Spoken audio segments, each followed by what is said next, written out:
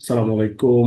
আমরা সাক্ষ্য আইনের পরের ক্লাসে যুক্ত হয়েছি। আমরা বিগত সময় বার বিজিএস এর প্রশ্নগুলো দেখবো ইনশাল্লাহ। কি প্রশ্ন আসছে আহ আমরা ক্লাস শুরু করি। সাক্ষ্য আইন অনুযায়ী ফ্যাক্ট ইন ইস্যু এর বর্ণনা দিন। 2010-এ আসছে, 2019-এ আসছে। ফ্যাক্ট ইন ইস্যু বিচার্য বিষয় বলতে কি বোঝায়? বিচার্য বিষয় বা ফ্যাক্ট ইন ইস্যু, আসলে বিচার্য বিষয় হচ্ছে মূল বিরোধের বিষয়। মামলার এক পক্ষের দাবি অপর পক্ষের তা অস্বীকারের বিচার্য বিষয়ে সৃষ্টি হয়। সাক্ষ্য আইনের 3 ধারা অনুসারে কোনো ঘটনা থেকে কোনো মামলা বা কার্যধারায় কোনো অধিকার, বাধ্যবাধকতা বা কোনো কিছুর অস্তিত্ব ইত্যাদি থাকা বা না থাকা, ঘোষিত বা প্রত্যাখ্যাত হওয়ার ব্যাপারটি প্রতীয়মান হলে তা বিচার্য বিষয় বলে গণ্য হবে।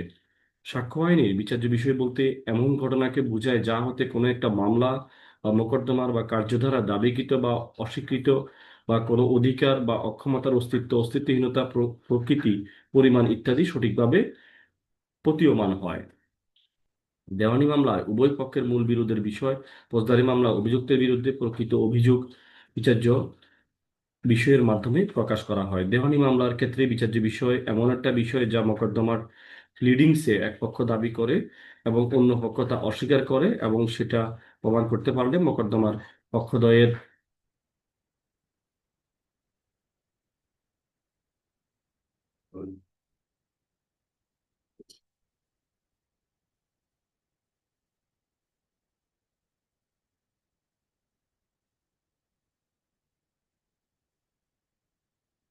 মোকদ্দমার পক্ষদ্বয়ের দায় বা অধিকার নির্ধারণে রায় দেওয়া যাবে। তাহলে দেওয়ানি মামলার ইস্যু ফ্রেমিং এর মাধ্যমে বিচার্য বিষয়। অন্যদিকে ফৌজদারি মামলায় যে অপরাধ সংঘটিত হয় এবং যার দায়ে কোনো অভিযুক্ত করা হয়, সেসব অপরাধও দায় প্রমাণ অপ্রমাণ হলো বিচার্য বিষয়। তার রাষ্ট্রপক্ষ অভিযোগে যেসব বিষয় দাবি করে আত্মপক্ষ সমর্থনে অভিযুক্ত সেসব বিষয় প্রমাণ করতে হয়, তা হচ্ছে বিচার্য বিষয়। মানে উপযুক্ত আলোচনা আলোচনা থেকে বলা যায় বিচার্য বিষয় হচ্ছে আহ, একটি বিষয় যা মামলার পক্ষদের সাথে সরাসরি সম্পর্কযুক্ত এবং যেটা বাদী বা অভিযোগকারী ফরিয়াদি মামলা জয়ী হওয়ার জন্য অবশ্যই প্রমাণ করতে হবে। আমরা 2 নং প্রশ্নে চলে যাই। দেখেন, বিষয়ের প্রাসঙ্গিকতা বলতে কি বোঝায়? বিষয়ের প্রাসঙ্গিকতা বা সাক্ষ্য আইন অনুযায়ী রিলিভেন্ট ফ্যাক্ট। আমরা একটু আগে দেখছি ফ্যাক্ট ইন ইস্যু, বিচার্য বিষয়। এখন হচ্ছে আমরা দেখতেছি প্রাসঙ্গিক বিষয়টা কি, রিলিভেন্ট ফ্যাক্টটা কি। প্রাসঙ্গিকতা আহ, বলতে বিচার্য বিষয়ের সাথে অন্যান্য ঘটনা গত বন্ধনকে বোঝায় যা বিচার্য বিষয় প্রমাণে সহায়ক হয়। যখন কোনো তথ্য বিচার্য বিষয়ের সাথে আইনের বিধান অনুসারে সম্পর্কযুক্ত থাকে এবং এই তথ্য আদালতকে বিচার্য বিষয়ের অস্তিত্ব বা অস্তিত্বহীনতা সম্পর্কে সিদ্ধান্ত নিতে সহায়তা করতে, তখন ওই তথ্য বিষয় প্রাসঙ্গিক তথ্য। কোনো ঘটনা বা বিচার্য বিষয়ের সাথে প্রাসঙ্গিক না হলে সে বিষয়ে সাক্ষ্য প্রদান করা যায় না। প্রত্যেক মামলায় এমন কিছু ঘটনা বা বিষয় থাকে যা সরাসরি বিচার্য বিষয় নয়, এবং এর সাহায্যে বিচার্য বিষয় সম্পর্কে সঠিক বা যথাযথ সিদ্ধান্তে আসা যায়। এগুলোই প্রাসঙ্গিক বিষয় বা ঘটনা। সাক্ষ্য আইন 6 থেকে 55 ধারা সম্পর্কে এগুলো বলা আছে কোনগুলো প্রাসঙ্গিক বিষয়। পরের প্রশ্ন আমরা দেখি, খুবই খুবই গুরুত্বপূর্ণ, 2020 সালে আসছে। দেখেন যে সকল গ্রাহ্য সাক্ষ্যই প্রাসঙ্গিক, কিন্তু সকল প্রাসঙ্গিক সাক্ষ্য গ্রহণীয় নয়। সব সাক্ষ্য আপনার আহ, প্রাসঙ্গিক করতে পারবে না, প্রাসঙ্গিক হবে না। সাক্ষ্য তো সাক্ষ্যই, সবকিছু আপনি বিচারে কাজে লাগবে না। দেখেন আমরা সেটাই দেখি যে সাক্ষ্য গ্রাহ্য সাক্ষ্যই প্রাসঙ্গিক, কিন্তু সকল প্রাসঙ্গিক সাক্ষ্যই গ্রহণীয় নয়। প্রাসঙ্গিক হইলেও সেটা গ্রহণীয় হবে না। সাক্ষ্য আইনে ধারা 5 অনুযায়ী বিচার্য বিষয়ের সাথে প্রাসঙ্গিক বিষয় সাক্ষ্য আইনের বিধান মতে সম্পর্কযুক্ত থাকে।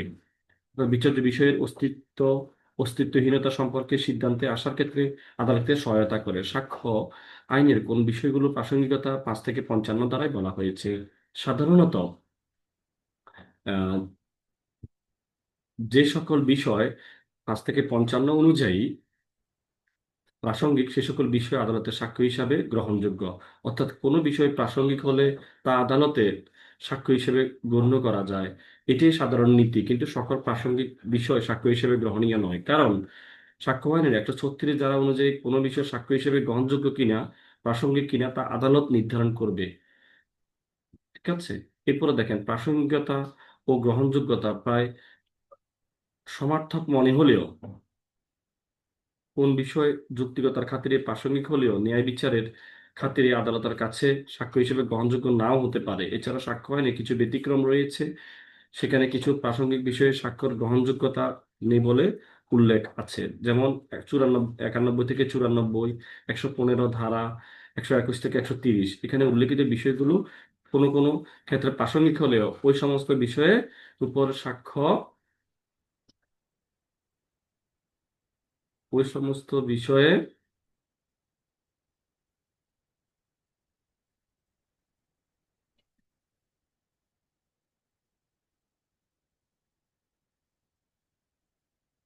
ওই সমস্ত ওই সমস্ত বিষয়ের উপর সাক্ষ্য আদালতে গ্রহণযোগ্য হবে না। যেমন বি কে খুন করেছে, তার অ্যাডভোকেটের কাছে গিয়ে বিষয়টি স্বীকার করে। এই খুনের মামলা অভিযুক্ত হলে খুনের বিষয়ে অ্যাডভোকেটের নিকট স্বীকারোক্তি প্রাসঙ্গিক হলেও ন্যায় বিচারের সাথে আদালতের সাক্ষ্য হিসেবে গ্রহণযোগ্য নাও হতে পারে। যে বিষয়ে সাক্ষ্য গ্রহণযোগ্য নয় সে বিষয়ে ভুলক্রমে বা অন্যায়ভাবে সাক্ষ্য নেওয়া হলেও বিষয়টি গ্রহণযোগ্য হবে না। এমন অবস্থায় গৃহীত সাক্ষ্য বিবেচনা না করে বিচার কার্য সম্পন্ন করতে হবে। তাই বলা যায় সমস্ত গ্রহণীয় সাক্ষ্য প্রাসঙ্গিক, কিন্তু সমস্ত প্রাসঙ্গিক বিষয় সাক্ষ্য হিসেবে গ্রহণীয় নয়, এবং সকল গ্রাহ্য সাক্ষ্য প্রাসঙ্গিক কিন্তু সকল প্রাসঙ্গিক সাক্ষ্য গ্রহণীয় নয়। আশা করছি বিষয়টা আপনারা খুব ভালোভাবে বুঝতে পেরেছেন। এরপরে আমরা পরের প্রশ্নে চলে যাই। আদালতে কোন কোন বিষয়ে সাক্ষ্য দেওয়া যেতে পারে উদাহরণ সহ আলোচনা করুন। শুধু সাক্ষ্য শুধু বিচার্য বিষয় বা প্রাসঙ্গিক বিষয়ের জন্য দেওয়া হয়। আমরা একটু আগে ওই বিষয়টা পড়েছি যে আদালতে কোন কোন বিষয়ে সাক্ষ্য দেওয়া যেতে পারে, সেম প্রশ্নটাকে ঘুরিয়ে পেঁচিয়ে আসছে। সাক্ষ্য আইনের ধারা 5 অনুযায়ী কোন মোকদ্দমার কার্যক্রম বা বিচার্য বিষয়ে প্রাসঙ্গিক ঘটনা সম্পর্কে সাক্ষ্য প্রদান করা যাবে, অন্য বিষয়ে সাক্ষ্য প্রদান করা যাবে না। সুতরাং দেখা যাচ্ছে যে যে সকল বিষয়ে কোনো মোকদ্দমার কার্যক্রমে বিচার্য বা প্রাসঙ্গিক নয় সে বিষয়ে সাক্ষ্য প্রদান করা যাবে না। সাক্ষ্য আইনের 5 ধারা বিশ্লেষণ করলে দেখা যায় যে সাক্ষ্য সবসময় বিচার্য বিষয় প্রাসঙ্গিক বিষয়ের মধ্যে সীমাবদ্ধ থাকবে। আবার সব ক্ষেত্রে প্রাসঙ্গিক বিষয় সাক্ষ্য গ্রহণযোগ্য নয়। আইন অনুসারে যদি কোনো বিষয়ে সাক্ষ্য গ্রহণযোগ্যতা না থাকে তাহলে প্রাসঙ্গিক বিষয় হওয়া সত্ত্বেও সাক্ষ্য হিসেবে প্রমাণ করা যাবে না। কোনো সাক্ষ্য আইনের 91 থেকে 94, 115, 121 থেকে 130 ধারায় উল্লেখিত বিষয়গুলো প্রাসঙ্গিক হলেও এ বিষয়ে সাক্ষ্য আদালতের নিকট গ্রহণযোগ্য নয়। তো আইনে উল্লেখিত ব্যতিক্রম অবস্থা ব্যতীত 5 ধারা অনুসারে সাক্ষ্য বিচার্য বিষয় বা প্রাসঙ্গিক বিষয়ে জন্য দেওয়া হয়, কারণ মামলার বাদী বিবাদী উভয় তাদের সাথে হওয়া অন্যায় ও বিচারের কথা বলতে আসেন। সবাই নিজেদের অধিকার দাবি প্রতিষ্ঠার জন্য আদালতে শরণাপন্ন হন। অন্যদিকে মামলার নানা রকম সাক্ষীও থাকে। এস- সবাই সব বিষয়ে কথা বলতে থাকলে একের পর এক অযাচিত অপ্রাসঙ্গিক কথা চলতেই থাকবে, যা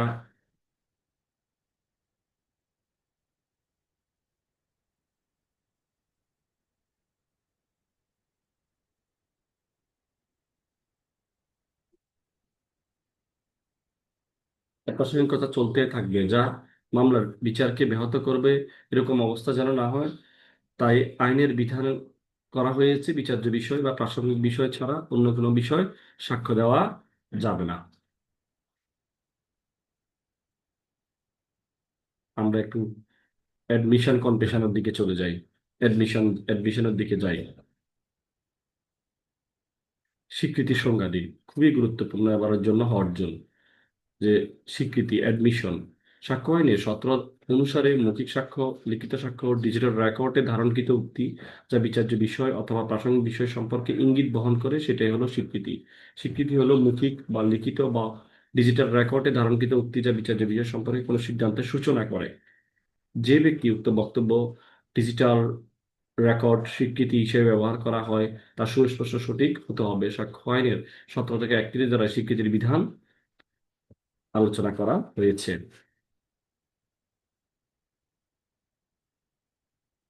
এরপরের প্রশ্ন আমরা দেখি। কতিপয় ব্যক্তি কর্তৃক প্রদত্ত বিবৃতি যে সকল সত্ত্বে বা পরিস্থিতিতে স্বীকৃতি হতে পারে আলোচনা করুন।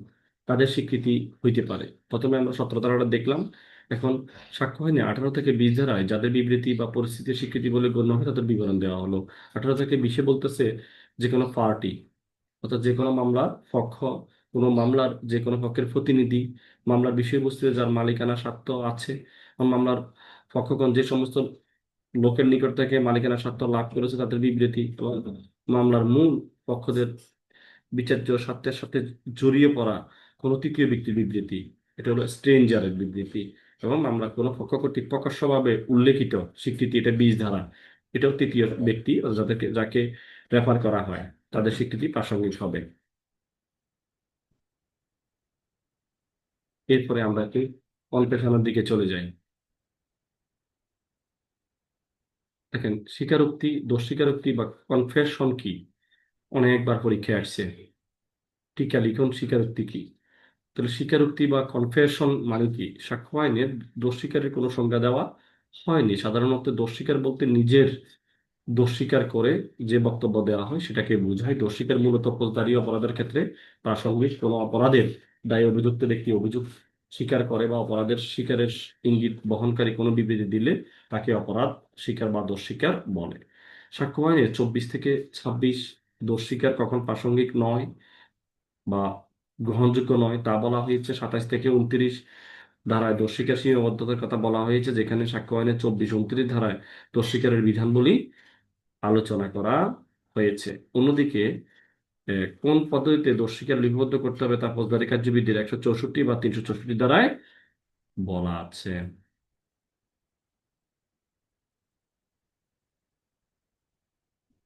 খুবই খুবই গুরুত্বপূর্ণ একটা প্রশ্ন আমরা আলোচনা করছি। দেখেন, আহ, সকল স্বীকারোক্তি কিন্তু স্বীকৃতি, কিন্তু সকল স্বীকৃতি স্বীকারোক্তি নয়। এটা একটু আমরা দেখার চেষ্টা করি। অর্থাৎ সবকিছুই হলো স্বীকৃতি, অ্যাডমিশন, বাকি সামান্য কিছু আছে স্বীকারোক্তি। তাহলে সকল স্বীকারোক্তি স্বীকৃতি, কিন্তু সকল স্বীকৃতি স্বীকারোক্তি নয়।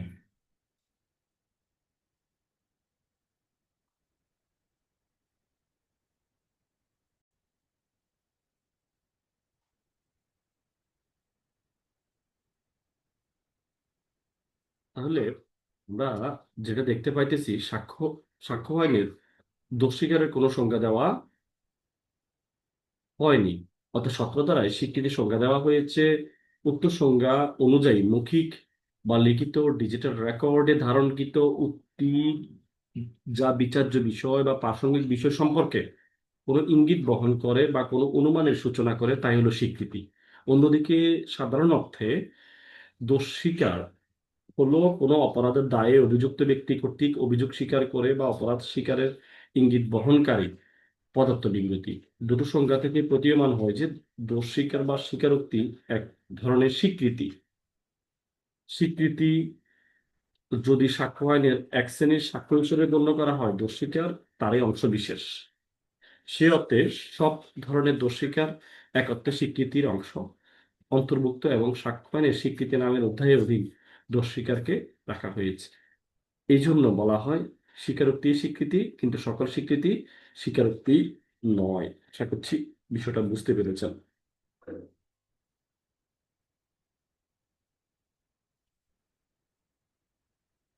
স্বীকারোক্তি কি, স্বীকারোক্তি কি দোষ স্বীকার হতে পারে? অ্যাডমিশন কি কখনো কনফেশন পরিণত হয়?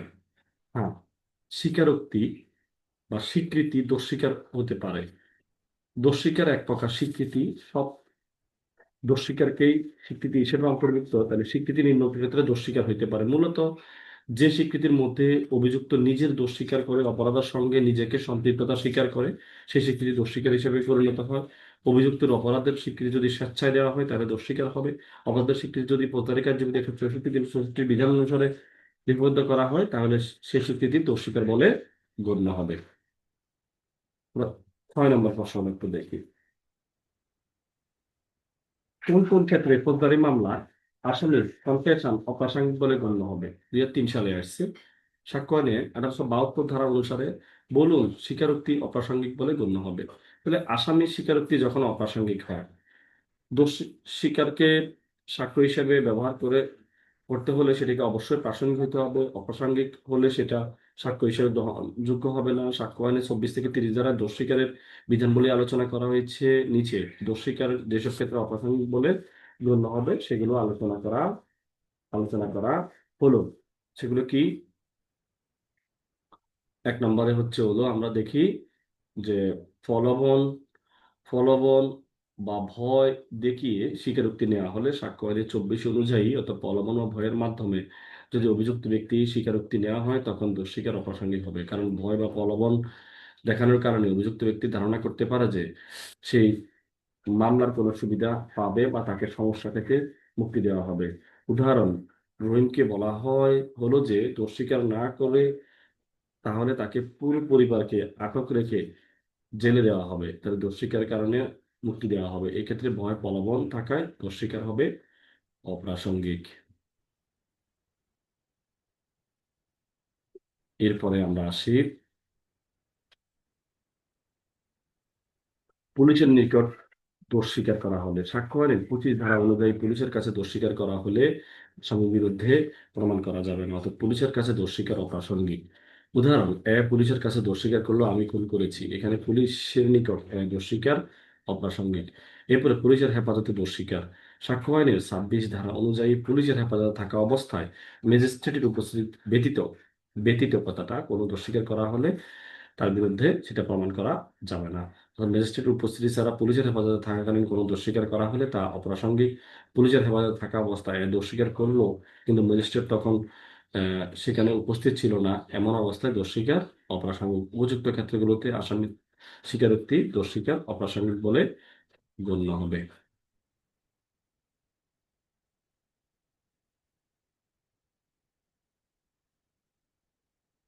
এরপরে আসামির হেফাজতে থাকাকালীন আসামির নিকট থেকে প্রাপ্ত কতখানি প্রমাণ করা যেতে পারে, খুবই গুরুত্বপূর্ণ।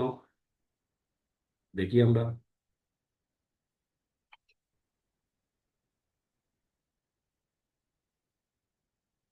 সাক্ষ্য আইনের 25 থেকে 27 ধারার পুলিশের নিকট দোষ স্বীকারের গ্রহণযোগ্যতা অগ্রহণযোগ্যতা সম্পর্কে আলোচনা করা হয়েছে। 25 ধারা অনুসারে পুলিশের কাছে অভিযুক্ত ব্যক্তি দোষ স্বীকার করলে উক্ত ব্যক্তির বিরুদ্ধে ব্যবহার করা যাবে না, অর্থাৎ পুলিশের জন্য দোষ স্বীকার অগ্রহণযোগ্য।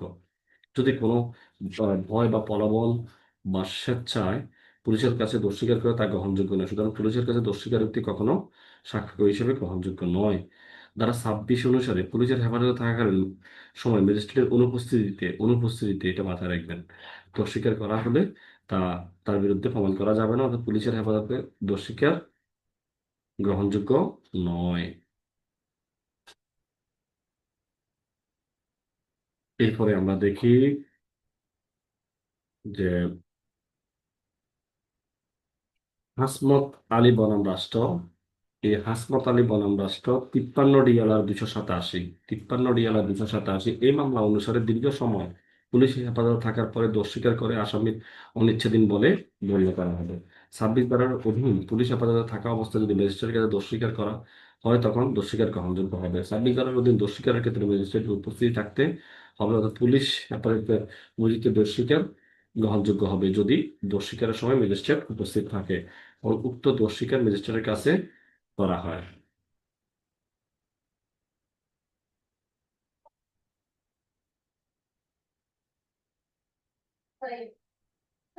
হ্যাঁ, এরপরে হলো 27 ধারার বক্তব্য অনুযায়ী পুলিশের নিকট অভিযুক্ত ব্যক্তি অপরাধের সম্পৃক্ত সম্পর্কে যে তথ্য দিবে তা উক্ত ব্যক্তির বিরুদ্ধে ব্যবহার করা যাবে না, তবে প্রদত্ত তথ্য অনুসারে পুলিশ যদি কোনো আলামত উদ্ধার করে সে বিষয়ে উক্ত বিষয়ে তার বিরুদ্ধে ব্যবহার করা যাবে। পুলিশ আপাতত স্বীকারোক্তি দেওয়া কোনো তথ্য বা ঘটনা আবিষ্কারের সাথে সম্পর্কিত হয় সেই তথ্য অভিযুক্তের বিরুদ্ধে প্রমাণ হিসেবে গ্রহণযোগ্য, যেমন মোহাম্মদ সিদ্দিকুর রহমান বা অন্যান্য বনাম রাষ্ট্র 7 BLD 93।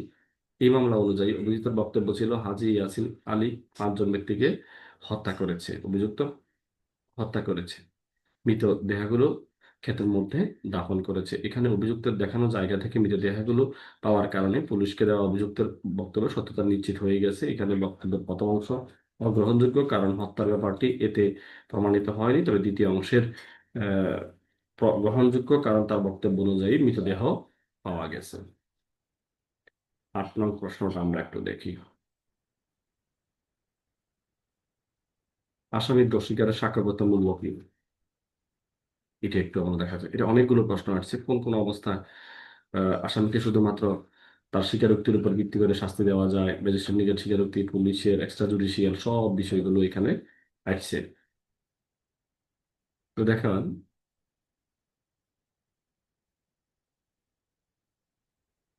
কার কাছে দোষ স্বীকার করা হচ্ছে? কার কাছে দোষ স্বীকার করা হচ্ছে এই দৃষ্টিকোণ থেকে স্বীকারোক্তি দুই প্রকার। এটা হলো বিচারিক দোষ স্বীকার আর এটা হলো বিচার বহির্ভূত দোষ স্বীকার। এখন আমরা দেখি বিচারিক দোষ স্বীকারটা আসলে কি। ম্যাজিস্ট্রেট বা আদালতের আইনানুগ প্রক্রিয়া চলমান অবস্থায় দি কোড অফ ক্রিমিনাল প্রসিডিউর 1898 যারা 164, 364, 164, 364 এর অধীন ম্যাজিস্ট্রেট কর্তৃক লিপিবদ্ধ দোষ স্বীকার হলো বিচারিক দোষ স্বীকার। এই জুডিশিয়াল কনফেশন সহজ ভাষায় ম্যাজিস্ট্রেটের কাছে আদালতে যে দোষ স্বীকার করা হয় তাকে জুডিশিয়াল কনফেশন বলা হয়। এটা সাক্ষ্যগত মূল্য আমরা একটু দেখি, ডিআরআরটা দেখলেই বোঝা যাবে। দেখেন, বলতেছে সাক্ষ্যগত মূল্য কি। ইসলাম উদ্দিন বনাম রাষ্ট্র, এটা হলো 7 BL, সরি 13 BLC, 13 BLC এডি 81, 13 BLC এডি 81। এই মামলা অনুযায়ী সুপ্রতিষ্ঠিত আইন নীতি হলো বিচারিক দোষ স্বীকার সত্য স্বেচ্ছা প্রণোদিত হলে, দুইটা, সত্য এবং স্বেচ্ছা প্রণোদিত হলে প্রমাণিত হলে অভিযুক্তের বিরুদ্ধে ভিত্তি তৈরি হতে পারে। এরপরে বলতেছে আপনার যে রাষ্ট্র বনাম মোহাম্মদ মুকুর আলী, 68 DLR 155, এই মামলা অনুযায়ী সকল আইনি বাধ্যতামূলক নিয়ম যথাযথভাবে মেনে দোষ স্বীকারোক্তি জবানবন্দি লিপিবদ্ধ করা হলে, দোষ স্বীকারোক্তিটি স্বেচ্ছায় হলে, সকল প্রকার খুঁতমুক্ত হলে, ম্যাজিস্ট্রেট সন্তুষ্ট হলে দোষ স্বীকারোক্তি জবানবন্দি আসামির দোষ সাব্যস্তকরণের একমাত্র ভিত্তি হতে পারে। আশা করছি বিষয়টা বুঝতে পেরেছেন। এবার হলো বিচার বহির্ভূত দোষ স্বীকারের বিষয়টা আমরা একটু দেখার চেষ্টা করি। বিচার বহির্ভূত অর্থাৎ অন্য কারোর কাছে যে দোষ স্বীকারোক্তি কোনো ম্যাজিস্ট্রেট বা আদালতের সামনে করা হয়নি, সেটা হলো এক্সট্রা জুডিশিয়াল কনফেশন। অর্থাৎ দোষ স্বীকার যদি ম্যাজিস্ট্রেট বা আদালত ছাড়া অন্য কোনো ব্যক্তির নিকট করা হয় সেটা এক্সট্রা জুডিশিয়াল কনফেশন। এই ধরনের দোষ স্বীকার লিপিবদ্ধ করার ক্ষেত্রে সাধারণত আইনি পন্থা পদ্ধতি অনুসরণ করা হয় না, যে কোনো ব্যক্তি লিপিবদ্ধ করা হতে পারে, এমনকি ভয়ভীতি প্রদর্শন দ্বারাও এরূপ স্বীকারোক্তি আদায় করা সম্ভব। পুলিশের কাছে দোষ স্বীকার এক্সট্রা জুডিশিয়াল কনফেশন বলে গণ্য হয়। এখানে সাক্ষ্যগত মূল্যটা কি।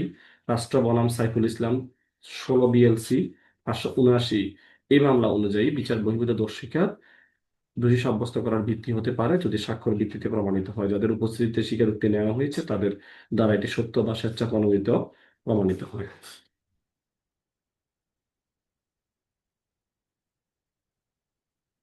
এরপরে আমরা একটু দেখি, আমরা তো এটা দেখলাম, সাইফুল ইসলামেরটা দেখলাম। এরপর হলো রাষ্ট্র বনাম মুসলিম, ওখানেও মোটামুটি সেম কথাবার্তাগুলোই বলছে যে রাষ্ট্র বনাম মুসলিম এই মামলায় নিঃসন্দেহে এক্সট্রা জুডিশিয়াল কনফেশন একটা দুর্বল প্রকৃতির প্রমাণ। তবে নথিতে নথিতে থাকা তথ্যের দ্বারা সমর্থিত হওয়া সাপেক্ষে অর্থাৎ এক্সট্রা জুডিশিয়াল কনফেশনের বিরুদ্ধে দোষী সাব্যস্ত করা যায়। এই মামলা আরেকটি কথা বলা হয়েছে যে স্বেচ্ছা প্রণোদিত বা অকৃত্রিম প্রমাণিত হলে অন্য কোনো প্রমাণাদি সমর্থন ছাড়া অভিযুক্ত দোষ প্রমাণ করার জন্য আইনি পর্যাপ্ত প্রমাণ। তবে সাধারণ চর্চা হলে দোষ স্বীকারোক্তির পক্ষে কিছুটা সমর্থন থাকা প্রয়োজন। তবে এক্সট্রা জুডিশিয়াল কনফেশন পুলিশের নিকট করা হলে আলাদা ব্যাপার, কারণ পুলিশের কাছে হেফাজতে দোষ স্বীকার, পুলিশের কাছে হেফাজতে দোষ স্বীকার আইনের দৃষ্টিতে অগ্রহণযোগ্য বলে ধরে নেওয়া হয়, যা 25, 26 ধারা 27 ধারা অনুযায়ী আমরা করি। হেফাজতে বিবৃতি দোষ স্বীকার উপর ভিত্তি করে আলামত উদ্ধার করা হলে সেটাই শুধু দোষ স্বীকার হিসেবে প্রাসঙ্গিক, বাকিটুকু প্রমাণ সাপেক্ষে গ্রহণযোগ্য।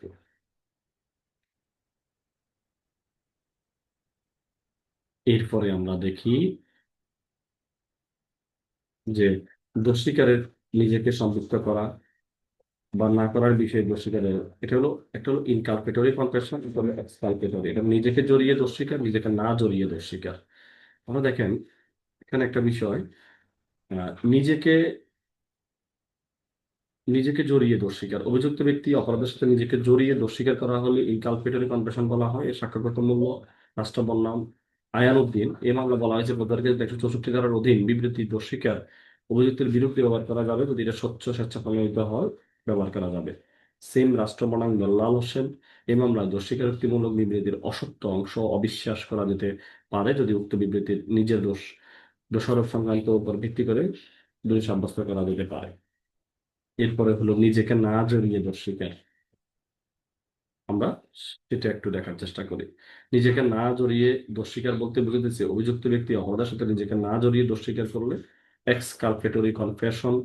এই ধরনের দোষ স্বীকার আসামি পক্ষের অপরাধের বর্ণনা দেয়, সাথে সাথে অপরাধের তার ভূমিকা বা সম্পৃক্ততা ছিল না বর্ণনা করে। এই ধরনের দোষ স্বীকার সাধারণত অন্য ব্যক্তির সাথে জড়িয়ে দোষ স্বীকার করা হয়। এর সাক্ষ্যগত মূল্য হলো রাষ্ট্র বনাম আহ হাসিব বিন জামাল এ অনুযায়ী বিবৃতিতে নিজেকে নিষ্কৃতিমূলক থাকলে তা দোষ স্বীকার পর্যায়ে পড়ে না। অর্থাৎ দোষ স্বীকার দোষ স্বীকারের প্রত্যাহারযোগ্য দুই ভাগে ভাগ করা যায়, একটু হলো প্রত্যাহারকৃত দোষ স্বীকার, একটু হলো অপ্রত্যাহারকৃত দোষ স্বীকারও আছে। আমরা একটু সেটা একটু দেখার চেষ্টা করি। তাহলে প্রত্যাহারকৃত দোষ স্বীকারটা কি জিনিস? প্রত্যাহারকৃত দোষ স্বীকার বলতেছে যে অভিযুক্ত যদি প্রথমে অপরাধ বা দোষ স্বীকারোক্তি প্রদান করে পরবর্তীতে অস্বীকার করে তাকে প্রত্যাহারকৃত বা রিট্রাক্টেড রিট্রাক্টেড কনফেশন বলে। আসামি আদালতে ম্যাজিস্ট্রেট নিকট দোষ স্বীকার প্রত্যাহারিত করার জন্য কারণ সহ আবেদন করে। বিভিন্ন কারণে স্বীকার আবেদন করা যায়, যেমন প্রলোভনের ভয়ের কারণে স্বীকারোক্তি দেওয়া হয়েছে, তবে স্বীকারের প্রত্যাহার করতে চাইলে যৌক্তিক সময়ের মধ্যে আবেদন করতে হবে, শেষ মুহূর্তে তা গ্রহণযোগ্য হবে না। সাক্ষ্যমূল্য রাষ্ট্র বনাম 67 DLR 6 এই মামলায় বলা হয়েছে, ইয়াসিন রহমান বনাম রাষ্ট্র এই মামলা বলা হয়েছে যে দোষ স্বীকারের জবানবন্দি সত্য বা স্বেচ্ছাপ্রণোদিত হলে প্রত্যাহারের আবেদন হলেও এটার ভিত্তি হইতে পারে, অর্থাৎ উনি প্রত্যাহার করলেও এটার ভিত্তি হতে পারে। এরপরে আমরা একটু দেখার চেষ্টা করি যে অপ্রত্যাহারকৃত দোষ স্বীকার। অভিযুক্ত আসামির অপরাধ দোষ স্বীকার করার পর যদি প্রত্যাহার না করে তাকে অপ্রত্যাহারকৃত বা নন রিট্রাক্টেড কনফেশন বলে দিয়ে দিতে হয়। আসামি যদি তার দোষ স্বীকার স্থির থাকে, প্রত্যাহারের কোনো আবেদন না করে, তাহলে অপ্রত্যাহারিত দোষ স্বীকার। সাক্ষ্যগত মূল্য তো অবশ্যই আছে। এই ধরনের দোষ স্বীকার মূলত সাধারণ দোষ স্বীকার বোঝায়। সাক্ষ্যগত মূল্য দোষ স্বীকারের ন্যায়। এবং রাষ্ট্র বনাম মোকাম্মেল হায়াত খান বলেছে, এই মামলা অনুযায়ী আদালত যদি বিশ্বাস করে যে দোষ স্বীকার সত্য, তাহলে স্বেচ্ছাপ্রণোদিত নির্যাতন জবাবদিহি প্ররোচনার মাধ্যমে আদায় করা হবে, তাহলে স্বীকারোক্তিটি বিচার বহির্ভূত বা প্রত্যাহার না হোক আইনি দোষ সাব্যস্তের একমাত্র ভিত্তি হতে পারে।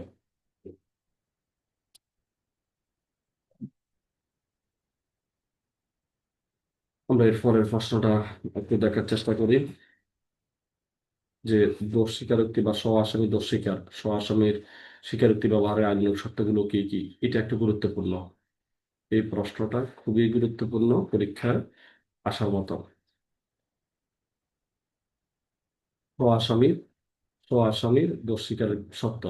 আদালতের রায়ে সুপ্রতিষ্ঠিত যে স্ব-আসামির দোষ স্বীকার স্ব-আসামির বিরুদ্ধে সাক্ষ্য নয়, তবে দি এভিডেন্স অ্যাক্ট 30 অনুযায়ী যেখানে অপরাধের জন্য একাধিক অভিযুক্ত বিরুদ্ধে যৌথভাবে বিচার হচ্ছে, সেখানে একজন যদি অপরাধ স্বীকার করে অভিযুক্ত তার সাথে অপরাধে জড়িত করে বা এরূপ স্বীকারোক্তি প্রমাণিত হয়, তাহলে স্বীকারোক্তির ভিত্তিতে স্ব-আসামি বিচারে ব্যবহৃত হইতে পারে।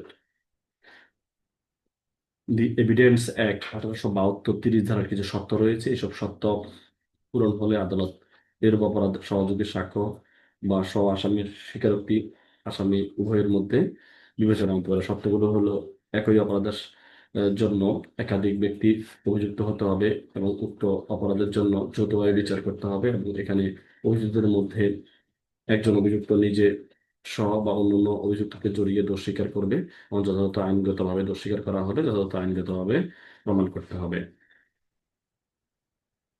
তাহলে উপযুক্ত সত্যপূরণ সত্যপূরণ হলে সহযোগী সহ আসামির বিরুদ্ধে গ্রহণযোগ্য হবে।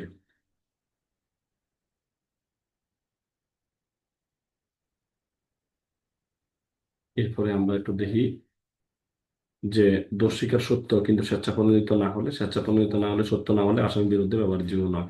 প্রথমত সাক্ষ্য আইনে 24 ধারায় ফৌজদারি মামলার অভিযুক্ত ব্যক্তির বিরুদ্ধে আনীত অভিযোগ বিষয়ে অপরাধ স্বীকার করলেও আদালতের নিকট যদি প্রতীয়মান হয় যে দোষ স্বীকারের পিছনে মিথ্যা প্রলোভন, ভীতি প্রদর্শন, মিথ্যা প্রতিশ্রুতি রয়েছে, তাহলে আদালতের নিকট এরূপ দোষ স্বীকার অপ্রাসঙ্গিক বিবেচিত হবে। তবে সুতরাং বলা যায় দোষ স্বীকারোক্তি স্বেচ্ছাপ্রণোদিত না হলে সাক্ষ্য হিসেবে প্রাসঙ্গিক হবে। অনেক সময় দেখা যায় একবার পুলিশ হেফাজতে নেওয়ার পর আসামি স্বীকারোক্তিমূলক বিবৃতি রাজি হয় না, তখন তাকে বারবার হেফাজতে নেওয়া হয়। এক্ষেত্রে স্বীকারোক্তিমূলক বিবৃতি স্বেচ্ছামূলক বলা যাবে না বা গ্রহণযোগ্য হবে না। অন্য আরেকটি মামলা বলা হয়েছে দোষ স্বীকারোক্তিমূলক বিবৃতি স্বেচ্ছামূলক হয় যদি সত্য হয়, বিধি অনুযায়ী লিপিবদ্ধ হয়, তাহলে তার বিরুদ্ধে শাস্তি দেওয়া যাবে। এবং সুতরাং দোষ স্বীকারোক্তির ভিত্তিতে আসামিকে দণ্ডিত করার ক্ষেত্রে কিছু শর্ত পূরণ করতে হবে। সেগুলো হলো, কোনো একটি বাদ পড়লে সেটা দোষ স্বীকারের সাক্ষ্য হিসেবে গ্রহণীয় হবে না। সেগুলা কি? সেগুলো হচ্ছে যে দোষ স্বীকারের ভিত্তিতে স্বেচ্ছামূলক হতে হবে, দোষ স্বীকারের ভিত্তিতে সত্য হতে হবে এবং বিবৃতিটি ফৌজদারি 164 বা 364 অনুযায়ী লিপিবদ্ধ করতে হবে। এই উপযুক্ত শর্তগুলো পূরণ করলে আসামির বিরুদ্ধে গ্রহণযোগ্য হবে। 10 নং প্রশ্নটা আমরা একটু দেখি। আইনের কোন বিধান মতে সাক্ষীর উক্তি বা আসামিদের উক্তি রেকর্ড করা হয়? এই যে ফৌজদারি কার্যবিধি 164 অনুযায়ী নিম্নোক্ত ম্যাজিস্ট্রেট সাক্ষীর উক্তি, আসামিদের দোষ স্বীকারোক্তি জবানবন্দি গ্রহণ করে মেট্রোপলিটন ম্যাজিস্ট্রেট, প্রথম শ্রেণীর ম্যাজিস্ট্রেট, দ্বিতীয় শ্রেণীর ম্যাজিস্ট্রেট বা সরকারপ্রাপ্ত বিশেষভাবে ক্ষমতাপ্রাপ্ত ম্যাজিস্ট্রেট।